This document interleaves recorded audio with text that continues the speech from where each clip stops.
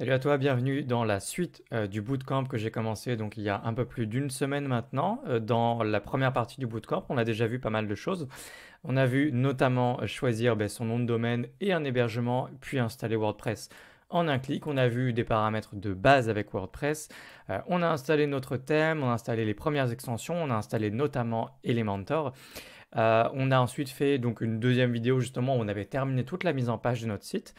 Donc avec le thème, avec Elementor, voilà tout ça en mode bootcamp, donc c'est-à-dire avec assez peu de détails et vraiment aller à l'essentiel. Même si je suis bavard. Et puis aujourd'hui, on va du coup continuer un petit peu sur la partie blog.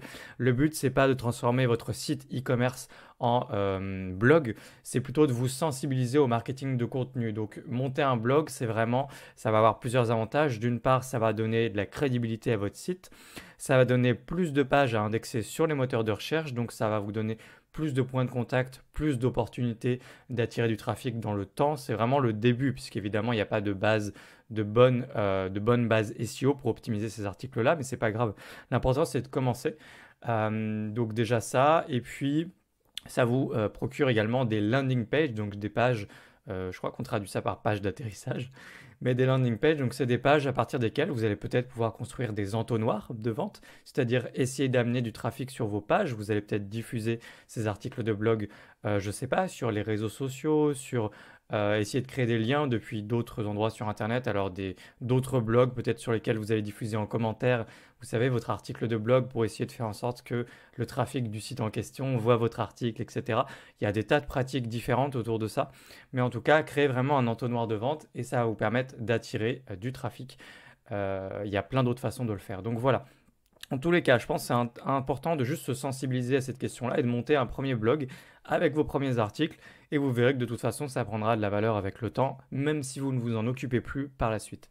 Donc, j'ai écrit Découverte du SEO On-Site. Je rappelle bien que votre meilleur ami en SEO pour ce bootcamp et votre boutique e-commerce, c'est une extension qui s'appelle Yoast SEO. Je remets du coup un lien vers cette extension pour apprendre à la paramétrer correctement et à s'en servir au mieux. Donc lien sur la vidéo qui va apparaître, j'imagine, et puis lien dans la description de la vidéo.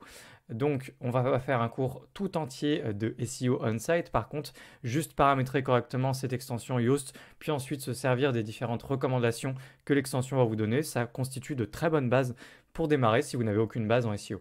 Donc, on va retourner tout de suite sur Motard France. Je vais retourner dans le back-end et on va aller du coup dans la partie article juste ici. Donc nous, on avait déjà été un petit peu dans la partie page. La seule différence entre page et article, c'est le fait que dans les articles, eh bien, vous vous organisiez comme si c'était un blog avec des catégories, avec des dates. Les articles sont datés, les pages ne sont pas datées. Il faut savoir qu'il n'y a pas beaucoup plus de différence que ça finalement. C'est vraiment une question d'organisation, de hiérarchie, de typologie de contenu, voilà. Donc on va aller dans les articles et on va rédiger notre premier article. Donc comme pour les pages, on clique sur Ajouter dans la partie article et on va ajouter un article. Moi, j'ai récupéré du contenu déjà, donc du futur propriétaire de ce site-là. Il m'a déjà transmis quelques articles. Juste ici sur la page, j'ai donc un premier article. On va pas parler de est-ce que oui ou non cet article il est bien, est-ce qu'il est bien optimisé, est-ce qu'il est suffisamment long. En l'occurrence, du coup, justement, cet article n'est pas suffisamment long pour qu'il soit bien référencé, probablement. Donc ça, je pense que je ferai des vidéos tout entières à part vraiment sur le SEO on-site et l'optimisation d'un article de blog. Nous, ce qu'on va faire, c'est que j'ai dit qu'on se sensibilisait à la question et puis qu'on était dans un bootcamp. Je vais juste copier-coller tout ça. Et on va coller du coup tout ça directement dans l'article. Donc juste ici, on va avoir le titre de l'article.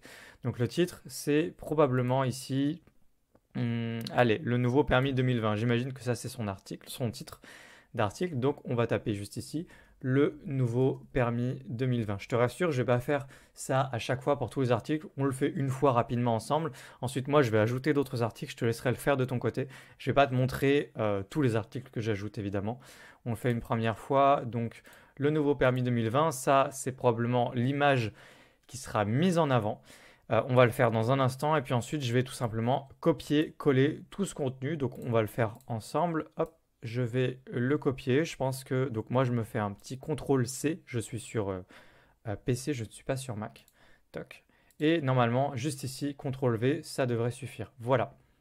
Donc là, c'est bien parce qu'il y a déjà un petit peu de formatage.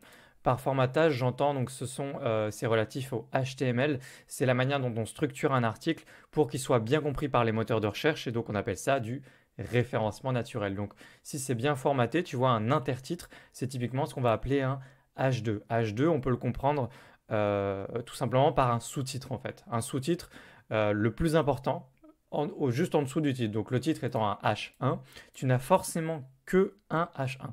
Tu ne peux pas en avoir deux et c'est le titre de ton article. Donc tu as un H1 qui doit refléter le sujet principal de ton article. Très important pour structurer et pour bien comprendre de quoi parle ton article.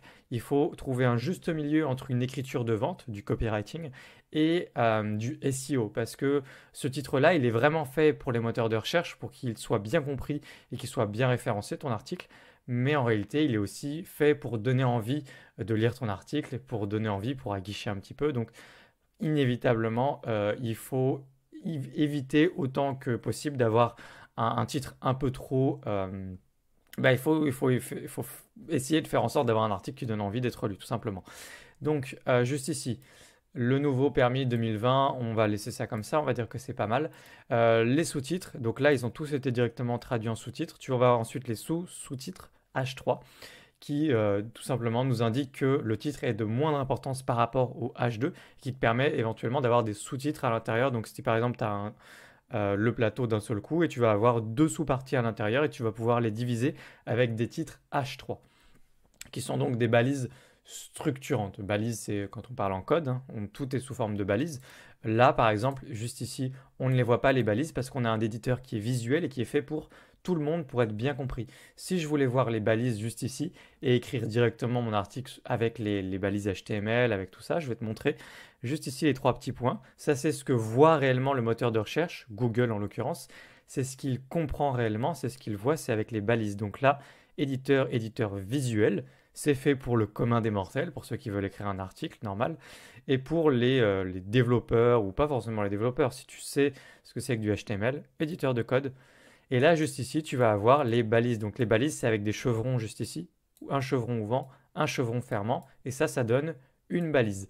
Et bien en général, les textes, on les entoure avec des balises, les titres, on les entoure avec des balises, on structure comme ça, c'est le HTML, c'est la base en fait du web, du fonctionnement du web, la structure en tout cas de base. Et là, il y a des balises qui ne sont pas forcément très compréhensibles, même quand on a des bases en HTML, puisque là, ce sont des balises qui sont propres à WordPress et leur nouvel éditeur, et donc ils ont une façon de structurer qui est bien à eux. Donc ça, on ne le comprend pas forcément, mais juste ici, tu vois par exemple H2.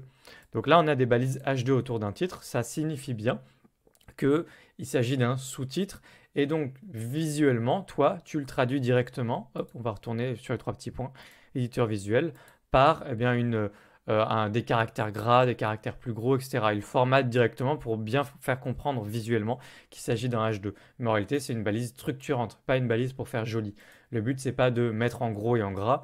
Le but, c'est de dire au moteur de recherche, ça c'est un H2, donc ça c'est un sous-titre. C'est important dans la compréhension globale de ton article pour le moteur de recherche.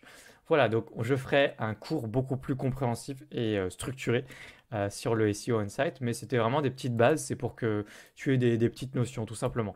Donc comprends bien, HTML, c'est vraiment pour le SEO et c'est structure. Structure. Donc quand tu prends là par exemple, vaut pour tout type, si j'avais voulu mettre, on va prendre un truc qui ait plus de sens, je sais pas, permis A, je prends n'importe quoi. Si je veux le mettre en gras, c'est évidemment pour attirer l'œil de ton internaute sur ce mot-là, mais c'est vraiment pour faire comprendre au moteur de recherche que ce mot-là a une importance et lui donner du poids. Parce que tu le structures avec du HTML. Ça va rajouter des balises HTML qui s'appellent strong pour le petit b qui permettent de mettre en gras. Normalement, ça n'est pas supposé être pour faire joli, pour dire tiens, j'ai envie de mettre en gras parce que c'est fait pour faire joli. Normalement, c'est fait pour dire cette balise-là ou ce mot-là, il est important. Tu t'adresses directement au moteur de recherche. C'est pas incompatible avec le fait de s'adresser directement à l'internaute, évidemment. Puisque si tu dis que ça c'est important pour un moteur de recherche, Permia, eh bien tu dis évidemment que c'est important également pour l'internaute. Donc tu vois, normalement, il y a un juste milieu entre s'adresser au moteur de recherche et faire du référencement, et puis faire plutôt du copywriting et quelque chose d'agréable visuellement, de lisible, etc. Voilà, donc pense bien en général quand tu mets des caractères ou quand tu mets des choses en gras, n'importe quoi dans un article, tu le fais pour que ça ait du sens. C'est structurant, c'est du HTML, c'est du référencement. Ok? Donc fais-le juste pour que ça ait du sens. Hop, moi je vais retirer ça. Donc là, on a notre article avec les sous-titres. Je sais pas si moi j'enlèverais ça, tu vois, je trouve que c'est pas nécessaire. Donc le H1 juste ici, pardon, je suis en train de cliquer n'importe où. Le H1 juste ici, le H2, ensuite les paragraphes, hop, paragraphe ici, paragraphe là. Si tu veux écrire ton article directement, là par exemple, tu vois, si je fais hop à la ligne, ça va lancer, ça va ouvrir un nouveau paragraphe. Donc là, je vais taper n'importe quoi. Là, si j'avais voulu ensuite refaire entrée, si je fais entrée, ça lance un nouveau paragraphe. Tu as vu, c'est à nouveau, c'est un autre paragraphe, tout simplement. Si tu avais voulu rester dans le même paragraphe, si on revient ici, moi, je reste appuyé sur le petit tab. Quand je reste appuyé sur le tab et que je fais entrée, le but, c'est vraiment de rester dans le même bloc, de faire juste un paragraphe. Donc, essaye de faire des paragraphes qui sont lisibles, par exemple. Là, ça, c'est pas mal. Là, on a 3 lignes. Hop, ensuite, on passe au paragraphe suivant. Ça, c'est bien. C'est intéressant. Par contre, si tu écris un truc et que tu fais à chaque fois entrer, ça va créer des sauts de ligne beaucoup trop souvent et ce sera pas très lisible, ce sera pas très agréable. Donc, fais juste attention à ça. Tu vois, l'éditeur de WordPress a un système de blocs comme ça. Donc du coup, pour écrire des paragraphes, je pense que c'est assez clair pour toi. Si tu veux mettre un caractère en gras pour lui donner de l'importance, la balise gras juste ici. Si tu veux mettre des caractères en italique pour lui donner de l'importance, hop, la balise italique juste ici. J'enlève ça tout de suite. Si je veux supprimer un bloc juste ici, tu vois, j'ai cliqué dans mon bloc, dans les 3 petits points, hop, retirer le bloc juste là. Si je veux mettre un lien sortant ou entrant, en l'occurrence, un lien sortant. Donc là, ici, il y avait déjà un lien qui est un lien affilié. Mon client voulait pouvoir écrire des articles de blog dans lesquels il met des liens avec des mots qui sortent du coup vers des produits affiliés Amazon. Donc les liens sont déjà là. A priori, je ne vais pas vérifier s'ils sont fonctionnels. Je pense qu'ils le sont. Juste ici. Toc, si j'avais voulu rajouter un lien sur par exemple Parfaite Sécurité, je clique là sur le petit lien et ensuite je vais pouvoir créer un lien. Donc si c'est un lien sortant, dans ce cas, tu colles ton lien tout simplement ici. Je vérifie juste en cliquant là, voilà. Juste en cliquant sur le petit chevron ici, tu vas pouvoir cliquer sur Ouvrir dans un nouvel onglet, ce qui évite de se faire sortir totalement de ton site. Il vaut mieux faire sortir l'internaute du coup via un nouvel onglet du coup sur le lien affilié ou pas le lien affilié, peu importe. Puisque tu verras qu'en SEO, Yoast SEO, l'extension que tu dois installer, te l'indiquera. C'est bien d'avoir des liens sortants qui restent dans ta thématique, mais qui ne sont pas des liens affiliés, des liens vers un autre site ou un autre article de blog ou ce que tu veux, qui soit en rapport avec l'article de blog que tu fais. Ça, c'est une bonne pratique en SEO, tout simplement. Donc tu cliques par exemple juste ici. Ouvrir dans un nouvel onglet, ça c'est intéressant. Donc voilà, c'est juste là avec le chevron. Si c'était un lien vers une autre page de ton article, il te suffirait de commencer à taper ce que tu veux. Je sais pas moi, contact par exemple, je tape compte et là il a repéré directement la page contact. Hop, c'est pas plus compliqué que ça pour faire un lien. Tu tapes juste ici ensuite appliquer et tu as un lien vers une page, donc un lien interne. Tu fais du maillage interne. Le maillage interne, ça signifie simplement que tu es en train de créer comme une toile d'araignée, tu vois, et tu es en train de lier tes pages les unes aux autres. Tu es en train de construire une toile, donc du maillage interne. C'est une pratique en SEO on-site également qui est importante. Il faut que tes pages se renvoient les unes aux autres. Il ne faut pas que tu aies une page qui soit totalement isolée sur ton site, qui renvoie vers nulle part, un peu comme une impasse. Parce que du coup, le robot qui crawl ton site, par crawler, on entend, il parcourt en fait ton site, le robot des moteurs de recherche, donc Google par exemple. S'il arrive sur une impasse, du coup, il va faire marche arrière, ta page sera beaucoup moins bien référencée, etc. C'est vraiment la toile, tu sais, le web, la toile, il faut que tu fasses pareil. L'analogie, la métaphore est exactement la même sur ton site et sur tes articles. Il faut que tu fasses du maillage interne, que tu tisses ta toile, que tu renvoies les pages les unes vers les autres, etc. C'est exactement la même chose que pour le fonctionnement du web au global. Le fonctionnement du web et d'Internet, il faut que ce soit le fonctionnement, le noyau de ton site Internet. Il faut que tu fasses la même chose, ce qu'on appelle du maillage interne. Donc fais des liens vers d'autres pages, des articles, des produits, peu importe. Fais des liens, fais du maillage interne. Construis ton site comme ça. Voilà, donc si tu veux casser un lien, juste ici. J'ai recliqué du coup, tu vois, et je peux le refaire par exemple ici, je peux casser le lien. Là, je vais le laisser. Donc voilà, tout simplement pour faire des liens internes et externes. Si tu veux ensuite faire un peu de formatage juste ici, là tu peux cliquer sur centrer à gauche ou à droite. Moi je remets comme c'était, je l'enlève, voilà. Si tu veux ensuite créer un autre bloc, alors c'est pas toujours très évident puisque là tu peux, si tu reviens à la ligne, hop, par défaut ça passe sur un autre bloc. Quand tu es sur un bloc déjà que tu survoles, tu vois, tu as le petit plus qui apparaît, tu peux également ajouter un bloc entre les blocs. Donc par défaut les blocs ce sont du texte, Là, si je clique sur le petit plus, je peux transformer ce bloc en titre. Ça va me donner un bloc exactement comme ici, tu vois, où je vais pouvoir taper mon titre. Et on peut le passer en H3, en H4. Le H4 sera très très rarement utilisé. Le H3, moi, je sais que c'est pas toujours préconisé, mais personnellement, je trouve que c'est une bonne pratique si tu veux bien organiser, si tu as un article qui est très important. J'ai déjà écrit des articles qui sont très très longs. Et des fois, ça peut être quand même pratique d'avoir des H3, ne serait-ce que pour l'internaute et pas juste pour les moteurs de recherche, que ce soit bien clair. Donc H2, H3, H4. Si tu veux changer la nature du bloc, juste ici, quand tu cliques là, tu peux passer par exemple là en citation ou en paragraphe. Donc là, on a juste à nouveau un paragraphe, donc tu vois juste comme au-dessus.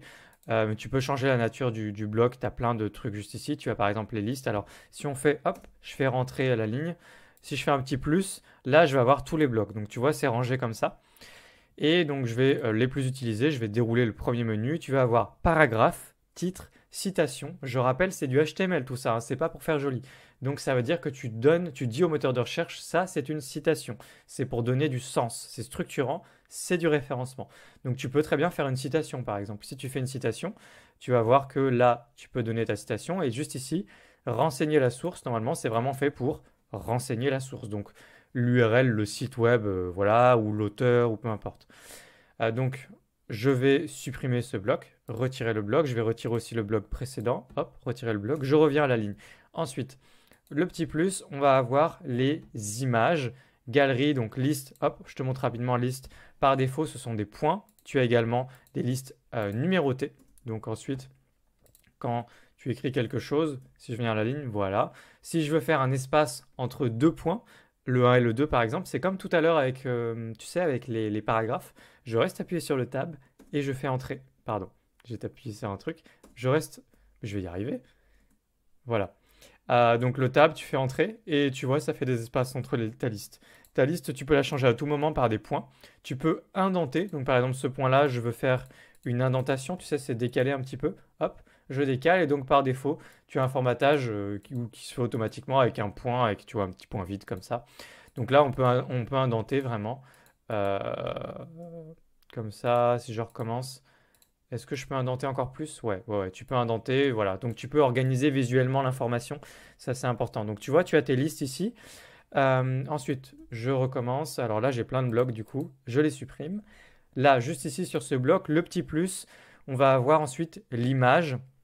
Donc une image, par défaut, hop, voilà, tu peux ensuite aller chercher une image, donc bibliothèque de médias, je vais aller en prendre une rapidement. L'image juste ici, je fais sélectionner. Donc ensuite, je peux la redimensionner comme ça, je peux la centrer, la mettre à gauche. Je vais la laisser centrer par exemple. Ici, c'était quoi? Je sais plus ce que c'est ça. Ok. Pleine largeur, oui, bon, peu importe. Tu peux, de toute façon, toi, tu la formates directement, tu peux maîtriser ta largeur juste ici. Donc on va la centrer par exemple, tu peux ajouter une légende juste ici. Et à ta légende, tu peux lui donner encore plus de poids également, gras, italique et un lien interne ou externe, peu importe. Et voilà, ça suffira ici. Pour une image, pour rajouter une balise alt, le texte, une balise alt, ce qu'on appelle une balise alternative. Donc balise, tu sais, les chevrons, toujours structurant, toujours pour faire du référencement. Tu indiques en fait qu'est-ce que représente cette image pour que les moteurs de recherche comprennent bien de quoi s'agit ton image. Il faut savoir que dans les années à venir, la balise alt, je pense, c'est pas forcément partagé, donc tu n'es pas obligé de m'écouter, mais moi je te dis vraiment ce que je pense. Je pense que ça va tout simplement avoir de moins en moins d'importance, puisque tu peux voir déjà sur Internet, tu as des liens pour des outils pour des développeurs, et tu peux voir que l'algorithme, les algorithmes, le ou les, je ne sais même pas, de Google et des robots de Google sont de plus en plus intelligents et peuvent voir déjà dans ton image, là, ils pourraient déjà voir qu'il s'agit d'une moto. Peut-être sur un parking, peut-être pas, mais ils pourraient déjà voir que c'est une moto, ils pourraient voir un petit peu les couleurs, ils pourraient déjà analyser des tas de choses.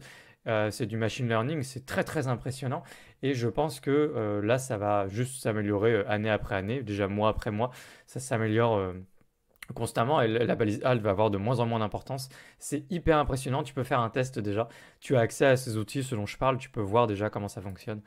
Peut-être je te mettrai un lien si tu veux, ou voilà. Mais en tout cas, aujourd'hui, c'est toujours important les balises alt. Tu la mets juste ici. Texte alternative, tu décris ce qu'est l'image. Idéalement, il faut que le mot-clé que tu vises, on en parlera un petit peu plus tard, dans ton article, il faut que tu l'écrives au moins une fois dans une des images de ton article. Mais ça, à la limite, j'ai pas besoin de te perdre avec ça. Je vais te le redire, il faut que tu suives juste les recommandations de Yoast SEO qui sont tout en bas, donc je te remontre ça juste après. Tu suis toutes les recommandations de Yoast et ça, il va te le dire. Donc ça va être assez clair pour toi, ce sera pas compliqué. Voilà, je supprime ça. Je te montre rapidement les autres blocs. Plus, tu vas avoir ensuite, tu peux rajouter un son, tu peux rajouter une vidéo aussi, et tu vas avoir peut-être d'autres blocs. Alors, je sais plus, il n'y a pas grand-chose par défaut, hein, évidemment, c'est normal. Mise en page, tu peux, dans la mise en page, créer des colonnes et tu vas avoir deux colonnes juste ici avec deux blocs séparés. Ça, c'est intéressant. Alors, surtout sur PC, en général, on se sert moins des colonnes ou de ce genre de formatage sur mobile, puisque la navigation est vraiment verticale sur mobile. Donc, tout s'aligne, les blocs, chaque bloc les uns en dessous des autres. Tu n'as pas forcément besoin de tout ça. Voilà, donc je supprime ça. Voilà un peu pour tous les blocs. Donc il faut que tu organises l'information pour ton article. Tu peux juste ici à tout moment ensuite déplacer un bloc. Tu prends un bloc juste ici et tu te dis tiens, regarde, juste ici on va ajouter une image. Donc hop, je veux ajouter cette image-là. Et mon image finalement, donc je la redimensionne et je la centre. Et je trouve qu'en fait, j'aurais pas dû la placer là tout simplement. Je vais cliquer sur le petit chevron montant et je peux, tu vois, comme ça déplacer dans l'article mon bloc, en l'occurrence une image, ça peut être n'importe quoi d'autre. Et tu peux directement prendre avec la petite main et déplacer à la main tout simplement. Alors là, ça marche pas très bien. Hop, non? Ouais, si, voilà, par exemple comme ça. Tout simplement. Et puis, c'est déjà pas mal. Est-ce qu'on a les espaceurs? Attends, je tape espace. Ouais, tu as les espacements qui te permettent de définir également voilà, des espacements littéralement. Donc ton espaceur juste ici, tu le maîtrises la taille et la hauteur en pixels juste là. Donc par exemple 50 pixels. Toc. Et tu peux prendre un bloc, par exemple, si je veux prendre cet espaceur et le mettre sous l'image également, je vais cliquer sur les trois petits points, je vais faire dupliquer. Et celui-là, je le mets juste en dessous. Voilà, et j'ai un espace en haut et en bas de mon image. Voilà. Et ce sont des motos. Voilà tout simplement. Donc on a fait le tour un petit peu de base pour ton article. Tu vas avoir des tas d'options sur l'article sur le côté. Évidemment, tu vas pouvoir publier ton article. Il suffit de cliquer sur publier. Tu peux simplement enregistrer le brouillon dans un premier temps si tu veux en cliquant sur enregistrer le brouillon et le prévisualiser, ça veut dire qu'il ne sera pas encore publié directement sur ton blog ou sur ton site en cliquant sur prévisualiser comme j'ai fait. Et donc là du coup on a notre article de base. Voilà. On a par défaut les commentaires qui sont autorisés, c'est-à-dire que les gens peuvent vraiment laisser des commentaires. Si tu veux, juste ici, alors on fait le tour permalien, tu n'es pas obligé de toucher, alors le permalien on y revient vite fait, je termine ce que je racontais. Discussion, voilà, autoriser les commentaires. Tu peux décocher si tu voulais pas qu'il y ait de commentaires, ce qui est un peu bête, hein, je conçois, sur les articles. Ensuite, donc je renroule tout ça pour pas te perdre avec trop d'infos. Tu vas pouvoir prendre le temps de regarder un truc à la fois, vraiment. Tu vas dérouler, tu vas voir à quoi ça sert. Donc, état et visibilité, c'est justement si c'est public, ça veut dire que c'est publié. Ça pourrait être en privé s'il y a des articles qui sont pas accessibles à tout le monde, etc. Donc ça, on va pas faire ça aujourd'hui. Toc, je redescends. Le permalien, c'est donc l'URL de ton article. Donc ça, c'est en bonne pratique en référencement. Il faut faire attention à avoir une URL propre. Donc juste ici, si tu veux changer l'URL avant de le publier, c'est mieux. Tu cliques juste ici sur modifier et tu peux changer ton URL. Donc là, si c'était le sujet de l'article, tu pourrais tout à fait laisser ça, hein. Hop, moi j'enlève juste le petit le. Et je fais nouveau permis 2020 par exemple. Voilà, donc là tu vois, il l'a fait juste ici également. Donc on renroule ça. Catégorie. Tu vas avoir des catégories. Donc là, par défaut, tu as toujours une catégorie non classée. Il faudra toujours la sortir par défaut et tu vas ajouter une nouvelle catégorie. Tes catégories, tu les maîtrises juste ici également dans article, catégorie. Tu vas pouvoir les créer d'avance si tu veux. Par exemple, 3 ou 4. Ensuite, juste ici, dans nom de la nouvelle catégorie, nous, on va créer effectivement un truc en rapport avec des massages ailleurs. Je sais pas, moi, permis, je fais n'importe quoi, permis. Et donc, du coup, tu fais ajouter une nouvelle catégorie. Et donc, du coup, on a une catégorie permis. Donc, voilà, si c'est une catégorie permis, hop, on enroule. Étiquette, tu sais, c'est pour créer des tags et des étiquettes. C'est pas forcément quelque chose qui est très utilisé, mais ça peut être hyper intéressant en termes d'expérience utilisateur sur certains endroits. Alors, je pense plutôt pour des blogs et pas tellement pour un site qui a vocation également à faire du e-commerce. Peut-être, hein, pourquoi pas, je l'ai déjà vu. Ça peut être très intéressant. Alors ça c'est pareil, on va te dire que c'est plus du tout utilisé. N'écoute pas les gens qui disent que c'est plus du tout utilisé. En fait, si toi tu fais un truc vraiment cool avec les étiquettes, ça peut être vraiment sympa d'avoir un système d'étiquettes et de nuages d'étiquettes sur ton site. Je l'ai vu sur des sites très très modernes avec des millions d'utilisateurs tous les mois et je trouve qu'ils font des trucs super chouettes avec les étiquettes. Donc voilà, quand on te dit en fait il y a un truc qui n'est plus du tout utilisé, ça sert plus à rien, pose-toi la question, c'est peut-être qu'il y a un truc à faire du coup. Là, juste ici, l'image mise en avant, c'est important, c'est l'image. Tu sais, si sur ton site, tu as un flux avec tous tes articles, par exemple article 1, article 2, article 3, et tu vas avoir une image pour ton article, évidemment, ça va de soi, une image de base qu'on appelle une image à la une. Là, sur ton article, cette image, elle apparaîtrait en haut, en premier, tout simplement, devant, juste ici. Donc nous, on va mettre cette image, alors non pas directement comme ça, juste ici dans l'article, c'est juste ici, image mise en avant. Définir l'image mise en avant. Moi, je vais aller la chercher, je vais faire téléverser, sélectionner des fichiers et je vais aller la chercher. Pour le coup, je crois que c'est juste celle-là. Alors, tu vas la chercher là où elle est sur ton ordinateur. Moi, il me semble que c'est celle-ci. Ça n'a pas marché. Ça n'a pas marché. Ça ne marche pas. Ok. Bon, je vais aller la chercher. Toc, c'est bon, je l'ai retrouvée juste ici. Donc, quand tu importes une image, notamment pour l'image à la une, tu peux directement insérer un texte alternatif, comme je t'ai expliqué, qui est juste ici.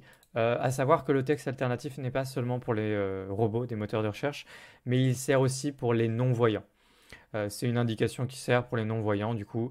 Je te le dis, je n'ai jamais trop su pourquoi, parce que je ne me suis pas intéressé du tout à la question. Peut-être que toi tu le sais. Si tu le sais, tu n'hésites pas à me le dire en commentaire. Sinon, entre-temps, je pense que j'aurais regardé. Mais c'est vrai que du coup, apparemment, ça sert pour les non-voyants. Donc, je ne sais pas comment fonctionne la navigation sur Internet pour les non-voyants. Alors, c'est évidemment pas article 1, hein, le texte alternatif en l'occurrence. C'est une moto. Alors, je sais pas, on peut taper nouveau permis 2020. C'est une façon un peu artificielle de mettre notre mot-clé, celui qu'on vise, pour les moteurs de recherche, dans mon image principale directement. Hop. Donc, j'ai mis mon image juste ici. Maintenant, si je refais prévisualiser, il va me faire apparaître mon image en haut de l'article. Voilà. Donc là, pourquoi ça fait ça? C'est tout simplement parce que c'est pas du tout le bon ratio d'image par rapport à la taille de mon article.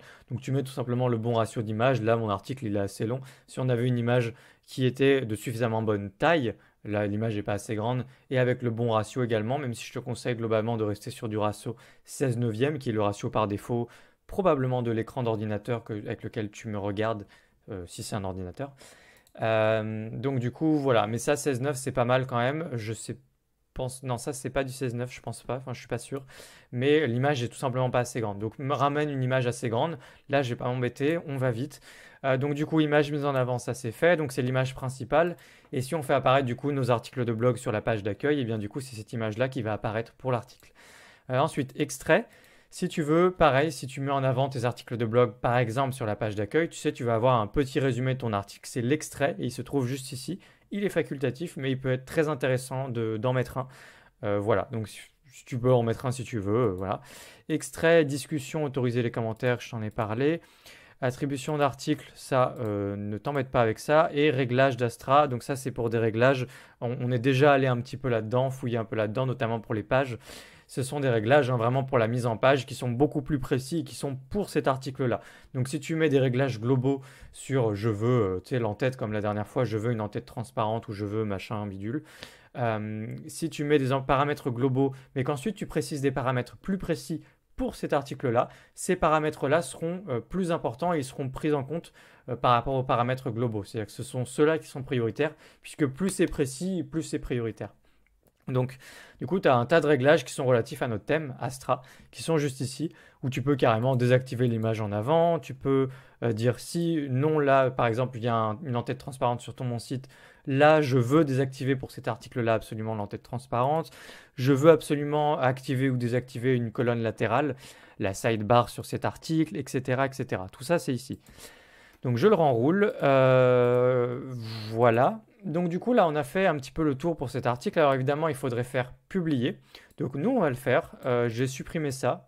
Hop, 3 petits points, retirer le bloc. Je vais supprimer également mon espace. Je crois qu'il y en a un autre. Voilà, retirer. Et je vérifie rapidement. Donc je retire ça. Hop, alors je vais pas le publier tout de suite. On va parler de Yoast maintenant du coup tant qu'à faire. Donc Yoast SEO, encore une fois, lien dans la description. Tu as un tutoriel complet de facilement 30 minutes où on va vraiment dans le détail et on paramètre ensemble, donc Yoast SEO, pour que tout soit nickel.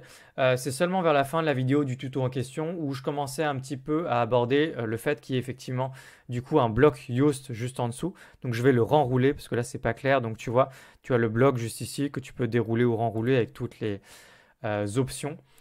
Juste ici, si tu veux avoir que ce soit un peu plus clair au niveau de l'interface quand tu écris ton article sur les trois petits points là, je vais avoir, alors non, c'est sur la petite roue crantée. Alors juste ici, tu peux désactiver ça par exemple. Et je crois que tu as un mode plein écran, je crois. Ouais, juste ici dans les trois petits points, mode plein écran. Voilà, là c'est plus clair pour nous. Et si je désactive la petite roue, on a juste notre article. Donc il y a une espèce de mode un peu feuille blanche. Pour ceux, je suis sûr qu'il y a des gens, ça plairait d'avoir ce mode-là. Ce sera plus agréable pour écrire un article. Voilà, tout simplement. Donc, pour plusieurs petites choses. Pour voir le nombre de mots que tu as dans ton article, juste ici, navigation de bloc, tu cliques, ah non, pardon, le petit point à côté. Voilà. Structure du contenu, tu vas avoir un aperçu global de la structure de ton contenu, donc le titre qui est le H1 et les différents H2 comme on en a parlé ensemble. Tu vas avoir le nombre de titres, le nombre de paragraphes, le nombre de blocs et puis surtout le nombre de mots qui est un paramètre qui va t'intéresser pour du SEO. En général, t'évites de faire des articles qui font, on va dire 200 mots, 200, 300 mots, c'est pas terrible. En général, tu essayes d'aller au moins vers les 6, 7, 800 mots, c'est le minimum. Tu peux faire toujours plus. Voilà, on fera une vidéo dédiée à ce sujet. Essaye pour tes premiers articles de viser 600 mots minimum, ce serait vraiment pas mal. C'est pas trop, hein, vraiment pas. Donc tu vas avoir le nombre de mots si tu le cherches pour ton article juste ici. Ensuite, tu vas avoir le mode plein écran que je t'ai montré et tu vas avoir donc Yoast SEO évidemment. Donc maintenant il apparaît en bas. Alors je te montre rapidement également, je sors du mode plein écran et je te montre si tu veux t'organiser visuellement. Ah non, c'est dans tous les articles, je confonds tout. Ok, c'est pas grave, on va parler de Yoast maintenant. Donc hop, on le déroule. Pour le référencement, le bon référencement de ton article de blog, tu vas pouvoir faire plusieurs choses. Juste ici, tu précises, on vise toujours quand on écrit un article ou une page, une requête, donc un mot-clé spécifique.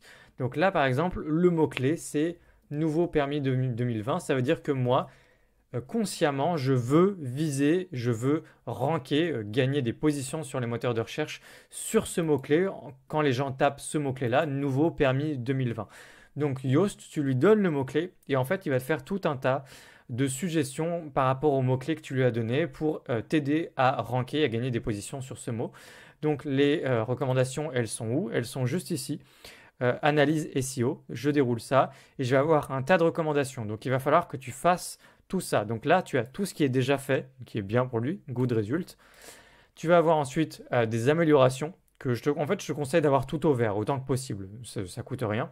Et tu vas avoir du coup ce qu'il appelle des problèmes où il te suggère vraiment de penser à faire tout ça. Donc là, par exemple, le maillage interne, on va le faire artificiellement ensemble. Là, il te dit il n'y a aucun lien interne dans cette page. Assurez-vous d'en ajouter. Donc, on va construire ton maillage interne. On va par exemple, je vais faire n'importe quoi. Donc, je vais enregistrer le brouillon, comme ça, je pourrais revenir facilement en arrière après.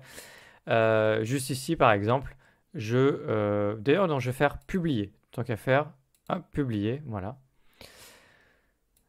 Toc. Donc, du coup, on va faire du maillage interne. Juste ici, je vais créer un lien interne vers la page contact. Voilà. Toc. Appliquer. Donc là, on a un lien vers la page contact. C'est ridicule, mais. Ensuite, requête dans l'introduction. Il te conseille d'avoir le mot-clé que tu vises directement dans l'introduction. Ça veut dire le premier paragraphe. Donc, premier paragraphe, juste ici, on va rajouter de force, nouveau, permis 2020. Voilà. Et d'ailleurs, vu que soyons fous, on va le mettre entre des balises strong, donc caractère gras. Juste ici. Voilà, densité de la requête, ça veut dire le pourcentage de fois où ton mot-clé est apparu dans tout ton article. Il y a un pourcentage, une densité de requête à obtenir au minimum pour avoir de meilleurs résultats en général. Donc du coup, tu vois là, il a trouvé que le mot-clé a été mis une seule fois. Nous, on va le rajouter, donc on va le rajouter de force. On va pouvoir le rajouter par exemple dans un intertitre en H2. Donc ici, nouveau permis 2020. Alors ça, c'est si vraiment on fait du SEO vraiment sale, hein. Évidemment, toi, tu le fais proprement ça. Nouveau permis 2020. Nouveau permis 2020. Là, normalement, il le trouve plusieurs fois. Voilà, il y a déjà plus. Ensuite, il reste longueur de métadescription. La métadescription, c'est ce qui apparaît dans le moteur de recherche. Donc, par exemple, si je tape ici nouveau permis 2020, juste ici, ça, c'est ta métadescription, ça, c'est ton métatitre, et ça, donc, c'est l'URL, tout simplement. Et tout ça, ce sont des paramètres qui entrent en compte pour ton SEO, pour être bien référencé. C'est pas l'alpha et l'oméga du référencement, mais c'est important quand même, ça fait partie des bonnes pratiques à avoir. Autant le faire correctement. Tu vois, la plupart des gens, quand il y a 3 petits points, ça veut dire qu'ils ne le travaillent pas, ça. Donc toi, c'est intéressant. Si c'est quelque chose que tu sais travailler, fais-le, travaille-le, va changer tout ça et optimise-le pour le référencement. Donc, du coup, méta-titre, méta-description, URL, tout ça, tu peux le changer. Donc, du coup, tu peux le changer, hop, juste ici. Aucune méta-description n'a été renseignée. Donc, du coup, Yoast te permet de le faire directement. Je renroule ça et je déroule édition des métadonnées. Et juste ici, edit snippet. Donc, snippet, ça veut dire extrait. Et donc, juste ici, on va avoir le titre. Donc, nouveau permis 2020. Venez lire mon article de blog maintenant. Voilà. Donc là, tu vois, tu as un indicateur pour t'aider pour la longueur du métatitre. Le slug, tu peux le rechanger. Donc l'URL, tu pourrais la rechanger à nouveau ici. Pour Yoast, essaye de rendre ça plus simple, mais du coup, tu as bien vu qu'il y avait plein d'endroits où tu pouvais le changer. Puis ensuite, la métadescription, donc tu la renseignes. Super article pour un nouveau permis 2020. Donc il faut là aussi évidemment qu'il y ait le mot-clé que tu vises. Ensuite, bla bla bla. Alors j'ai pas du tout envie d'écrire. Hop, je vais juste faire ça, ça va aller plus vite.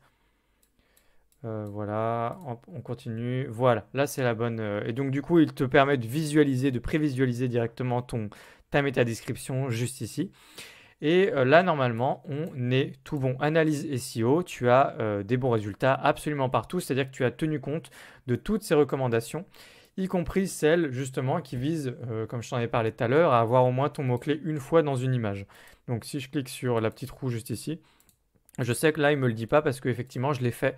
Alors attends, document, voilà. Image mise en avant, c'est dans cette image, voilà. En fait, on avait également mis le mot-clé au moins une fois dans une image. Donc on sait que ça a été fait. Ça pourrait valoir le coup, c'est pareil, hein. Tu le fais également quand tu mets une image juste ici dans ton article.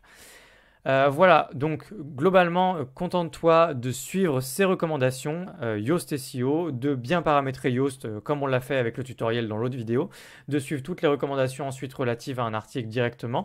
Tout ça, ça vaut pour des pages également. Ensuite, tu fais publier, comme je l'ai fait, et puis du coup, tu publies ton article tout simplement. Donc, tu gères tes catégories, on va revenir en arrière maintenant, dans... hop, je ne fais pas mettre à jour, non, parce que j'ai fait des tas de trucs bizarres. Quitter. Donc juste ici, tu peux faire tes catégories, tu peux les gérer juste ici. Alors uncategorize, ça doit être parce que ça vient du fait qu'on avait importé tout un site avec une extension qui nous a fait un espèce de duplicata du non classé en français. Hop, je vais le supprimer, normalement je peux. Par contre, non classé, c'est une catégorie de base que tu ne peux pas supprimer puisqu'elle est là en fait tout simplement pour les articles que tu aurais oublié de ranger dans une catégorie. Donc ça, c'est pas un problème, tu la laisses, tu peux pas l'enlever. Tu peux créer toutes tes autres catégories juste ici.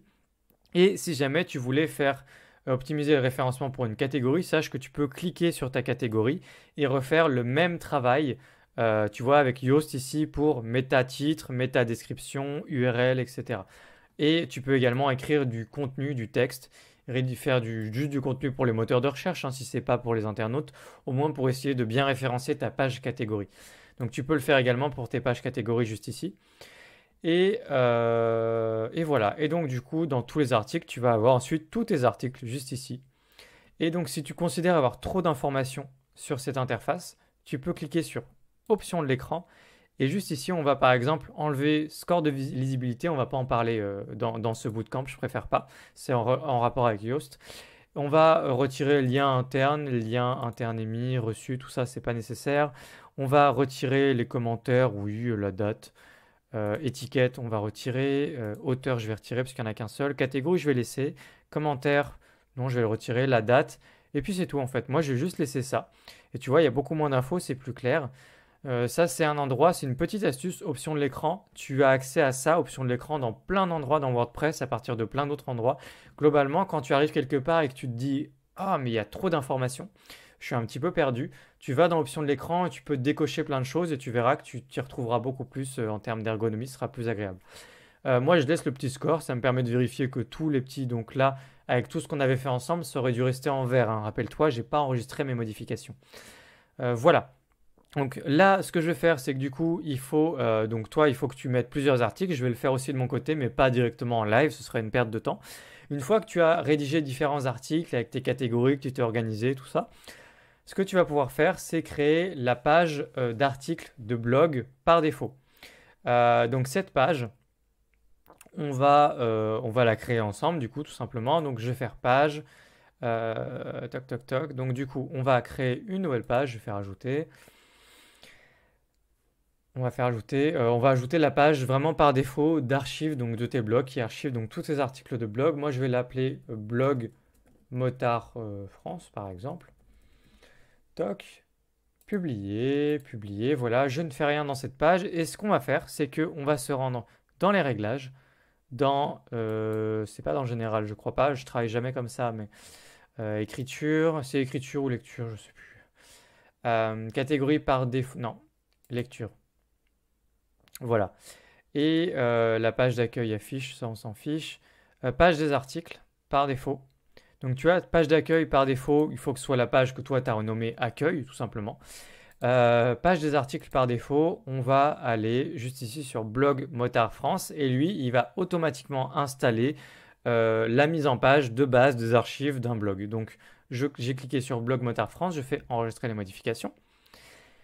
Et on va du coup maintenant retourner dans nos pages et juste ici donc dans Blog Motard France, on va cliquer sur afficher et on va retrouver par défaut un article de blog. Donc je vais rajouter deux autres articles au moins pour qu'on puisse voir un petit peu à quoi ça ressemble. Je rajoute tout de suite deux autres articles et puis ensuite je vous montre comment modifier légèrement la mise en page de cet article, de cette page archive du coup pour cette page blog, les articles de blog. Et puis on va la rajouter dans le menu tout simplement. À tout de suite. Voilà, donc du coup par défaut ce que j'ai fait c'est que du coup j'ai juste ajouté deux articles. Et donc là, on voit un petit peu les dérives si jamais tu n'as pas une image toujours systématiquement mise en avant et en plus avec le même ratio, la même taille à chaque fois. Si tu n'as pas peut-être un extrait par exemple, je t'ai montré l'encadré où tu peux toi-même ajouter un extrait qui résume l'article de blog. Si tu n'as pas, voilà, si tout n'est pas nickel, carré, bah finalement ça fait un truc un peu difforme comme ça au niveau de la page. Donc voilà, il faut maîtriser tout ça, il faut mettre toujours la même image avec la même ratio, avoir les bonnes infos, etc. Donc je te montre très rapidement comment modifier. Donc tu vois, j'ai mis, juste ici on va aller dans les articles, j'ai mis tout simplement trois articles. Je te montre rapidement comment modifier cette page qui est donc générée par défaut par ton thème. Donc c'est pas avec Elementor mais avec Astra en cliquant sur personnaliser. Et donc là j'avais déjà fait quelques petites modifications. Donc fais toujours bien nickel, hein, c'est important, les images, l'extrait, tout ça. Et juste ici dans mise en page blog, tu vas avoir dans blog archive seul les différentes informations qui sont juste ici. Donc du coup, tu laisses extrait juste ici. Si jamais tu n'avais pas voulu mettre d'image en avant, tu aurais pu cacher l'image en avant et avoir uniquement le titre comme ça de ton article.